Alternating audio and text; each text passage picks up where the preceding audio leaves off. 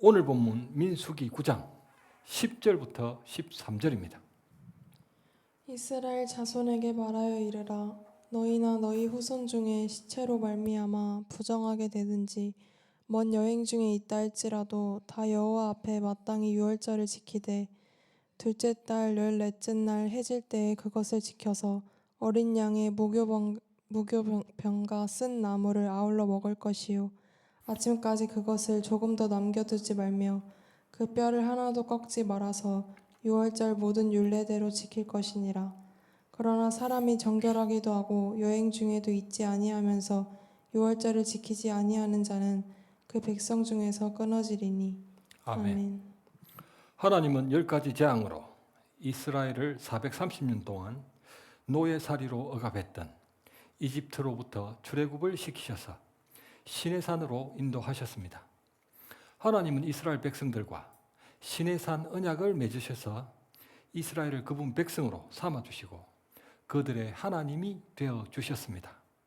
이어 하나님은 이스라엘에게 그분 백성답게 살게 하기 위한 10계명과 613조의 율법을 명령하셨습니다.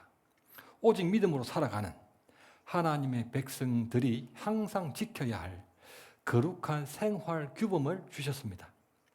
이스라엘이 시내산에 도착했던 출애굽기 19장에서부터 10계명과 율법을 명령하셨고 레위기 27장에서는 제사법과 절기법을 명령하셨으며 민수기 1장에서부터 오늘 본문까지에서도 여러 율법들을 명령하셨습니다. 하나님이 시내산에서 10계명과 율법을 명령하시는 동안 이스라엘이 거기에 체류했던 기간은 출애굽기 19장부터 레위기 27장을 지나 민수기 10장 10절까지입니다. 출애굽기 19장부터 민수기 10장 10절까지가 시내산 광야에서 율법을 받는 내용입니다. 민수기 10장 11절에서 이스라엘이 드디어 약속의 땅 가나안으로 행군을 시작하게 됩니다. 민수기 10장에서 이스라엘이 시내산을 떠나 약속의 땅 가나안을 향해 행군을 시작할 것이기 때문에 오늘 본문 민수기 9장 상황은 출발 직전 상황으로 떠날 준비를 하되 웬만한 준비는 다 끝이 난 막바지 준비를 하는 상황이었습니다. 하나님이 그 막바지 준비로 무엇을 명령하셨습니까?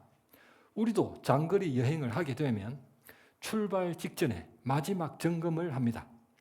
이것저것 다 챙겼는지 다시 확인하기도 하고 반드시 빠뜨려서는 안 될 것을 가방에 담았는지 한 번 더 점검합니다. 그래야만 후회 없는 여행을 할 수 있기 때문입니다.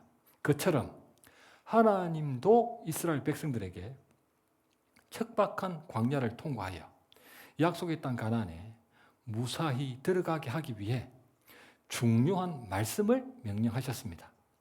마치 교회 출석을 상징하는 출애굽을 했던 신자들에게 천국 입성을 상징하는 가나안에 무사히 들어가게 하기 위해 하나님이 명령하시는 말씀과도 같은 것입니다.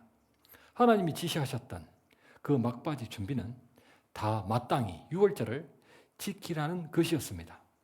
이스라엘 백성들이 무사히 광야 행군을 완주하고 반드시 약속의 땅 가나안에 들어가기 위해서는 다 마땅히 1월 14일 유월절을 지켜야만 했습니다. 유월절은 한문으로 넘을 유자에 넘을 월자를 쓰는 절기입니다. 이스라엘은 430년 동안이나 이집트 파라오의 노예로 눈물겨운 세월을 살았습니다.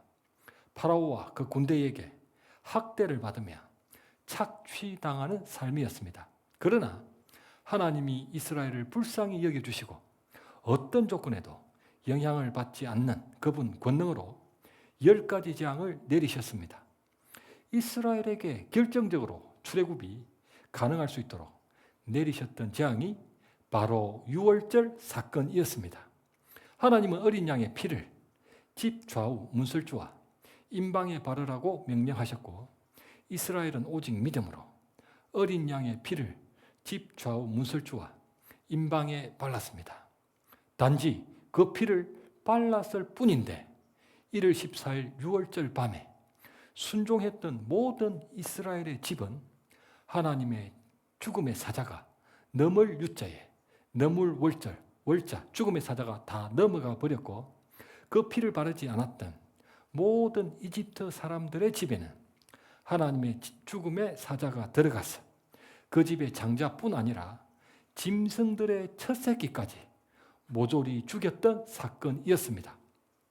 쌍둥이가 있는 집에서는 정확하게 먼저 태어난 남자아이만 죽음을 당했습니다. 이집트 파라오의 장자마저 목숨을 잃었기 때문에 결국 파라오가 이스라엘 백성들을 놓아줄 수밖에 없었고 그렇게 출애굽이 일어났습니다. 바로 그 1월 14일 6월절을 매년 지켜서 하나님의 그 은혜를 기념하며 기억하라는 명령이었습니다. 그런데 6월절 명령은 여느 절기와는 다른 특이한 점이 하나 있었습니다. 부득이하게 시체로 말미암아 부정하게 되었다든지 먼 여행 중이어서 1월 14일 6월절을 지킬 수 없는 경우에는 그로부터 한 달 뒤 2월 14일에라도 6월절을 반드시 지키라고 명령하셨던 것입니다. 하나님이 이스라엘에게 지키라고 명령하셨던 절기는 첫째 6월절, 둘째 무교절, 초실절, 맥주절, 나팔절, 속죄일, 그리고 일곱째 수장절, 7대 절기였습니다. 그런데 다른 절기들은 지키지 못했을 경우 한 달 뒤에 다시 지켜라고 명령하지 않으셨는데 유독 이 6월절만큼은 1월 14일에 지키지 못했을 경우 한 달 뒤 2월 14일에라도 반드시 지켜야 된다고 명령하신 것입니다. 그렇게라도 지키지 않으면 하나님 백성에서 끊어질 것이라는 무서운 말씀을 하실 정도였습니다. 서로 한 달 뒤로 날짜는 바뀌었을지라도 지키는 방법은 동일해야 했습니다. 2월 14일 6월절에 지킨다 해도 1월 14일 6월절처럼 역시 해가 질 때부터 지켜야만 했습니다.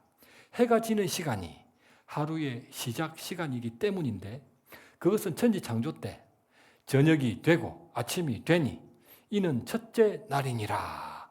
저녁이 아침보다 먼저 언급된 하루의 시작이었다는 것과 하나님만이 빛된 아침을 그들에게 주신다는 것을 인정하는 고백이었습니다.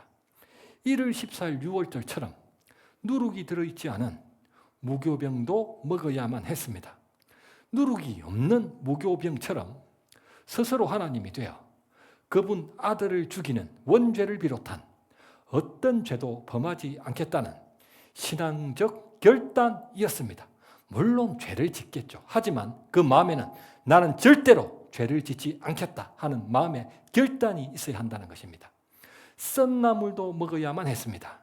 이집트 파라오의 왕관에는 독사가 새겨져 있었는데 파라오를 상징했기 때문입니다. 독사는 파라오의 상징이었습니다.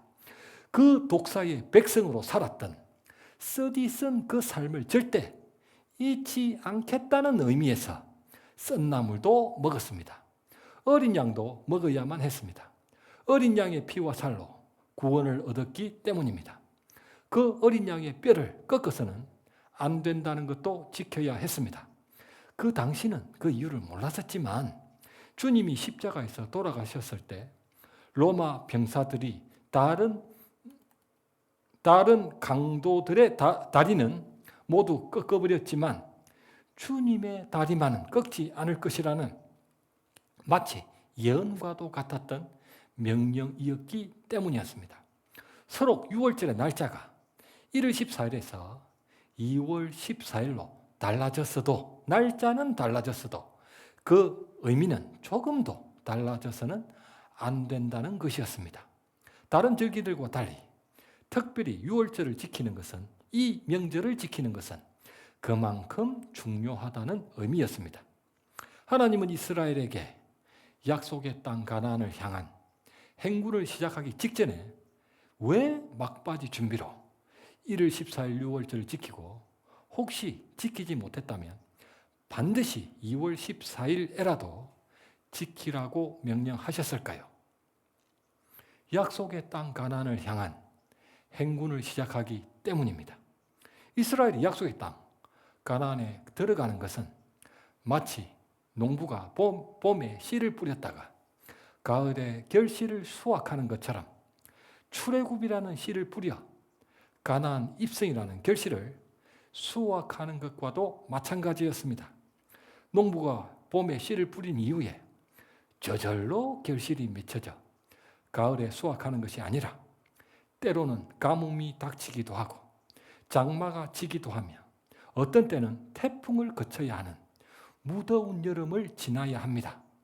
이스라엘도 약속의 땅 가나안에 들어가기까지 물도 없고 양식도 없고 그늘도 없고 길도 없는 척박한 광야를 거쳐야 했듯 신자도 영원한 약속의 땅 새하늘과 새 땅에 들어가기까지는 가뭄과 장마와 태풍 같은 고난을 거쳐야 하고 물도 양식도 그늘도 길도 없는 험난한 세상살이를 살아내야만 합니다. 이스라엘이 어떻게 그 척박한 광야 40년을 살아냈습니까? 1월 14일 유월절을 지킴으로써 그들이 이집트가 아니라 그 광야를 행군하게 된 그 시작점을 잊지 않았기 때문에 구름 기둥이 어디로 인도하든지 따를 수 있었던 것입니다. 그 은혜와 하나님의 약속을 절대로 잊어서는 안 된다는 의미에서 1월 14일 유월절을 지킬 수 없는 그 경우에는 2월 14일에라도 반드시 지키라고 명령하셨던 것입니다. 이스라엘이 광야 행군에 막바지 준비였던 다 마땅히 유월절을 지키라는 하나님의 은혜와 그 약속의 말씀을 잊어버렸던 모든 백성은 범죄하느라 한눈을 파는 바람에 구름 기둥의 인도에서 벗어나 아무도 약속의 땅에 들어가지 못했습니다. 말씀을 맺겠습니다. 성도는 오직 믿음으로 영생의 씨앗을 품는 하나님의 백성이 되고 오직 믿음으로 그 씨앗에서 성장하는 그분 백성답게 살며 오직 믿음으로 영원한 하나님 나라의 열매로 추수됩니다. 그 믿음은 다 마땅히 유월절을 지키라는 하나님 말씀을 신뢰하고 어디든 따랐던 참 이스라엘의 믿음입니다. 그렇지 않은 자들은 하나님의 백성에서 끊어져 아무도 약속의 땅에 들어가지 못했습니다. 오직 기록된 말씀대로 마땅히 순종하는 믿음으로 말미암아 천국의 영원한 열매로 결실됩니다. 어린 양의 그 피의 처음 사랑 안에 머물러야만 영원한 하나님 나라의 통치와 인도를 받습니다. 아멘.